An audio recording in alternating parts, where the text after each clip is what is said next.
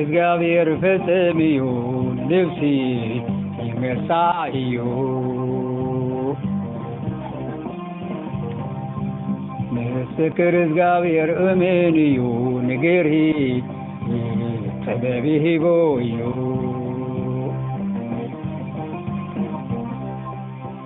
ስርዓት እግዚአብሔር ቅንዕዩ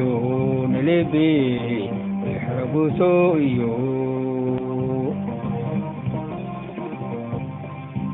ትእዛዝ እግዚአብሔር ንጽህ እዩ ይዕንቲ የብርሆ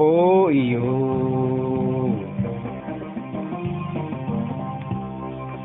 ስርዓት እግዚአብሔር ንጽህ እዩ ዘለዓለም ይነብር እዩ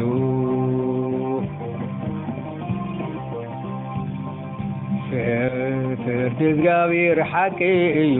ብዝሉ ጻድቕ እዩ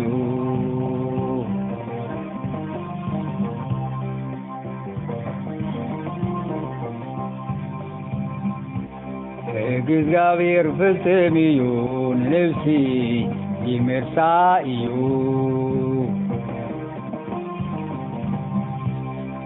ምስክር እግዚአብሔር እምን እዩ ንገሪ ጥበብ ሂቦ እዩ ስርዓት እግዚአብሔር ቅኑዕ እዩ ንልቢ ይሕጉሶ እዩ ትእዛዝ እግዚአብሔር ንጽህ እዩ ይዕንቲ የብርህን እዩ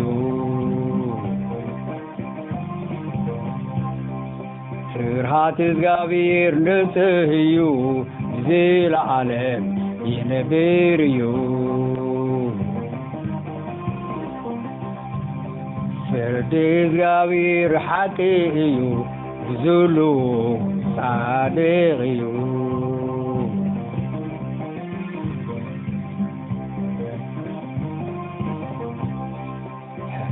ሕግ እግዚአብሔር ፍጽም እዩ ንነፍሲ ይመርሳ እዩ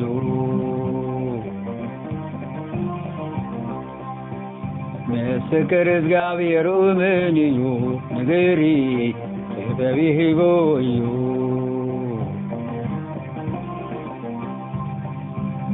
ስርዓት እግዚአብሔር ቅኑዕ እዩ ንልቢ ይሕጉሶ እዩ ትእዛዝ እግዚአብሔር ንጽህ እዩ ይዕንቲ የብርህን እዩ ስርዓት እግዚአብሔር ንጽህ እዩ ዘለዓለም ይነብር እዩ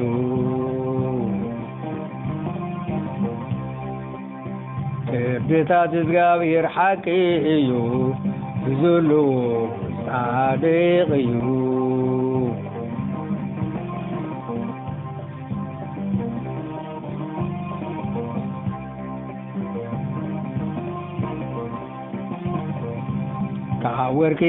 ካብ ወርቂ ካብ ብዙሕ ጽሩይ ወርቂ ዝሕረይ እዩ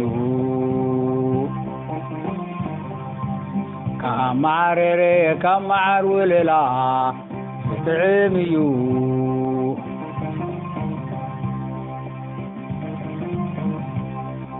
ካብ ብዙሕ ወርቂ ዝሕረይ እዩ ካብ መዓር ወለላ ዝጥዕም እዩ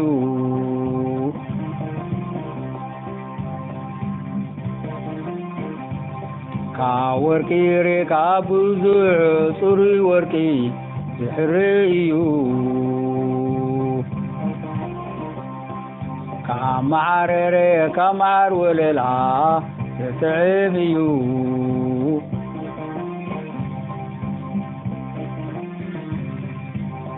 ካብ ብዙሕ ወርቂ ካብ ጽሩይ ወርቂ ዝሕረይ እዩ ካብ መዓር ወለላ ዝጥዕም እዩ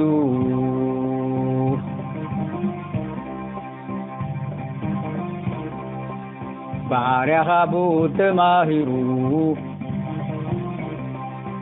محلو عبيك حسائيو آمين بارك أبو تماهرو محلو عبيك حسائيو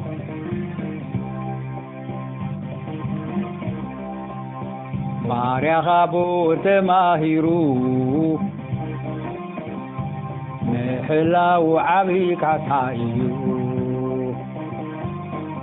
آمين بارك أبو تماهرو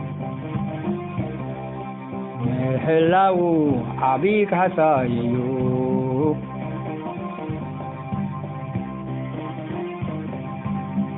بارك أبو تماهرو محلو عبيك حسائيو آمين